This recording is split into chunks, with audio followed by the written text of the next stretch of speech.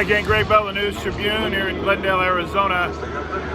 Seahawks won 21-20 with the last 2-minute drill, and the touchdown just inside of 2 minutes. Geno Smith to Tyler Lockett. Before the game, Tyler Lockett said, play for one another, play for the brotherhood. Rely on me and I'm going to rely on you. And that's what Geno Smith did on the final drive for the 34-yard touchdown. Then Jason Myers was actually coming onto the field, and Pete Carroll called him off, and he kept the offense on the field for the 2-point conversion. Smith to Lockett for the winning points. Not until the Seahawks gave up Kyler Murray with another drive down the field, 43 yards down the field. Matt Prater, 400 career field goals, missed what would have been the game-winning kick on the final play. He missed 2 kicks in the fourth quarter that would have beaten the Seahawks. Pete Carroll said after the game that the Cardinals knew how much the Seahawks practice care about field goal defense, and that's why he believes in the back of his mind the Cardinals and Prater knew about the pressure that they could apply on field goals. They've blocked one here before. All right, let's get to the post-game. Seahawks knew with about 5-6 minutes left that they were eliminated because Green Bay beat Chicago.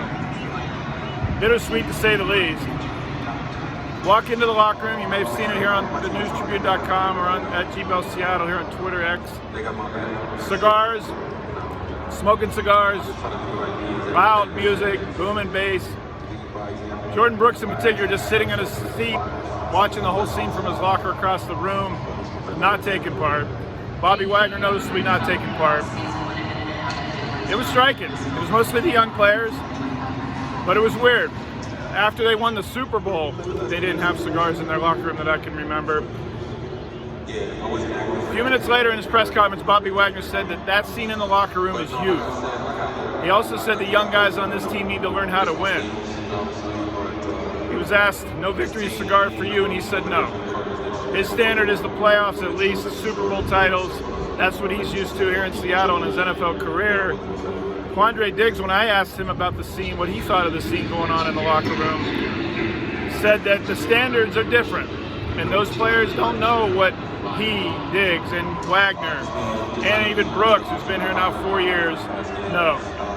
Diggs also made the point that you may not be thinking about when you see the Seahawks victory cigars after this game in Arizona, that the rookies in particular have been grinding since December, since the end of their bowl seasons last college season, for this first NFL season. They go straight to combine draft prep, personal trainers and workouts to get drafted, and then right into making a first impression with their teams.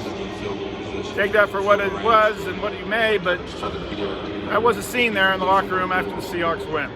So the third time in 12 years this franchise has not made the playoffs. I asked Pete Carroll after the game, do you want to coach this team? He said, I love coaching this team. I said, do you want to coach this team next season? He said, I do. I said, do you expect to coach this team next season? He said he does.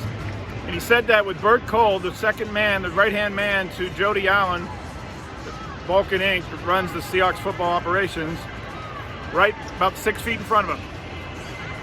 Bert Cole just sitting there quietly, as he always does at post-game press conference. He comes to every game. It wasn't peculiar or unusual that he was here today.